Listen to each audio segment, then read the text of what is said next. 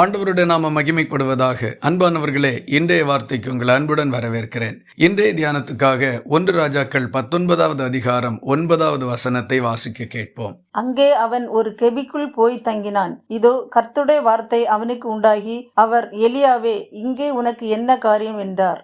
எலியா தீர்க்கதரிசி மிகவும் சோர்ந்து போயிருந்தபோது ஆண்டவர் தம்முடைய தூதனை அனுப்பி அவருக்கு போஜனம் கொடுத்து, அதன் பலத்தினால் 40 நாட்கள் இரவும் பகலும் நடந்து ஓரேப் என்னும் தேவனுடைய பர்வதம் மட்டும் நடந்து போனான். அங்கே கர்த்தர் அவனோடு பேசினார். உங்களோடும் கர்த்தர் பேசும்படிக்கு விரும்புகிறார். எல்லா மனிதர்களும் தேவனால் இந்த பூமியில் பிறக்க பண்ணப்பட்டிருக்கிறார்கள். ஒரு தகப்பனை போல, போதகரை போல, சிநேகிதரை போல ஆண்டவர் நம்மோடு தொடர்பு கொள்ளும்படிக்கும் இடைப்படும்படிக்கும் விரும்புகின்றார். நீங்கள் சிந்தித்து பாருங்கள். நீங்கள் ஆண்டவர் பேசினதை கேட்டு எவ்வளவு நாட்கள் ஆனது? புருஷனும் மனைவியும் ஒருவரோடொருவர் பேசிக் கொள்ளுவதில்லை என்றால் அவர்களுக்குள் ஏதோ பிரச்சனை இருக்கிறது என்பது பொருள். அதுபோலதான் பிள்ளைகள் பெற்றோரும் என்கிற உறவும், நண்பர்கள் என்கிற ஐக்கியமும் காணப்படுகின்றது. மனதார நேசிப்போமானால், இடையில் பிரச்சனை இல்லையானால் ஒருவரோடொருவர் பேசிக் கொள்ளுவோம். பிரச்சனை இருக்குமானால் மனதார பேசிக் கொள்ளுவதில்லை.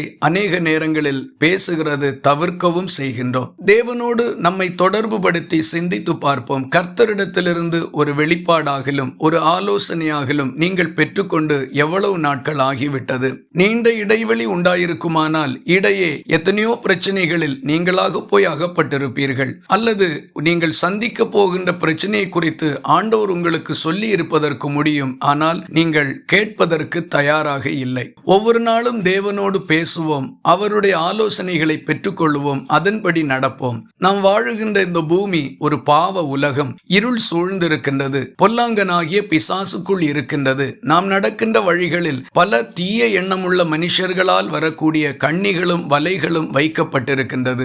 யார் நண்பன் யார் எதிரி என்பது நம்மால் கிரகித்துக் கொள்ள முடியாத அளவுக்கு குழப்பங்கள் நிறைந்திருக்கிறது இந்த வாழ்க்கையில். இப்படிப்பட்ட சூழ்நிலையில் தேவன் நம்மோடு பேசினால் மட்டும்தான் ஒரு வெற்றிகரமான வாழ்க்கை நம்மால் வாழுகிறதற்கு முடியும். ஆகவே கர்த்தரோடு உள்ள உங்கள் உறவை புதுப்பித்துக் கொள்ளுங்கள். அவர் பேச நீங்கள் கேட்டு அதன்படி நடவுங்கள். வாழ்க்கை இன்பமாயிருக்கும், வெற்றியாயிருக்கும். இந்த வார்த்தைகள் இந்த நாள் முழுவதும் உங்களுக்கு ஒரு ஆசீர்வாதமாய் இருப்பதாக. ஜெபிக்கலாமா?